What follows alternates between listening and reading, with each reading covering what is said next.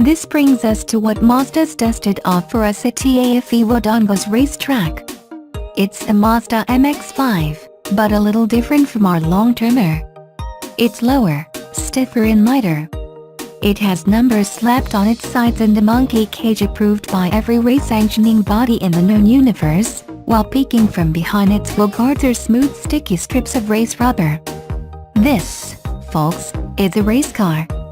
It's standard issue for American drivers looking to carve a name for themselves in Mazda's 1-make series known as the Global MX-5 Cuban Pesos. But while it's called a global series, at the moment it's held entirely in the United States. So Mazda Australia shipped a few here to sniff out interest in perhaps a local run of the game. The Cup cars are native to the series' origin. An outfit known as Long Road Racing in Virginia takes a factory-fresh Miata and bends the factory seats, strips it of all plastics except for the center console and dash, plugs it with said roll cage, then swaps in an Alcantara racing wheel and AIM dash display. Finding your way in seems like a commando exercise. You hang on to the top bar and clear the cage's NASCAR-style door braces, while simultaneously keeping your head clear of the bars. It's tight once inside and you won't be able to put on a helmet until you're settled in. But Mazda counters this by leaving the seat choice up to you. Go for the lowest seat rails possible, we say.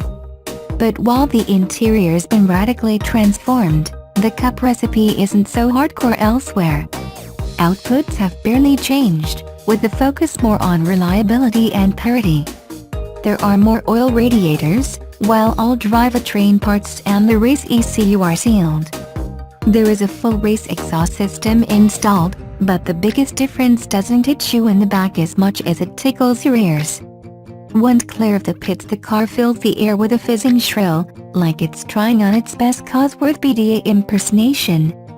The display lights up as the engine calls for the next gear, which is snatched easily enough with your right hand. Downshifts on a left hooker are the tricky part, but can be mastered with practice. It's not all that fast on the straight stuff, though. But then again, MX-5s never really have been.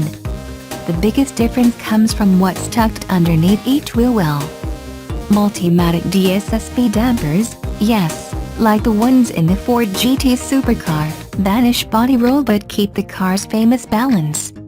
The brakes, Brembo units lifted from the American Club Edition, aren't hugely powerful, but still have precise feel. Meanwhile, those BF Goodrich slicks lift grip levels far beyond its grunt.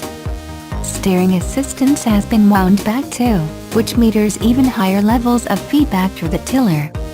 It all equates to the car feeling so tied down that you can stick it into corners with huge levels of confidence, knowing that more assertive inputs won't end up in a tail-swapping spin like the road car.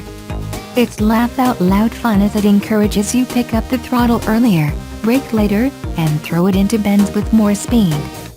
By the first curve you forget a Golf GTI would pull away from it on the straight. What soon dawns on you after a couple of laps is how much you'd like to try swapping paint with others. Say, 40 others.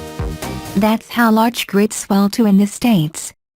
Racers will need $59 K, $79 Australian dollars K, for the pleasure, thanks to the car being updated with new tweaks to further improve reliability.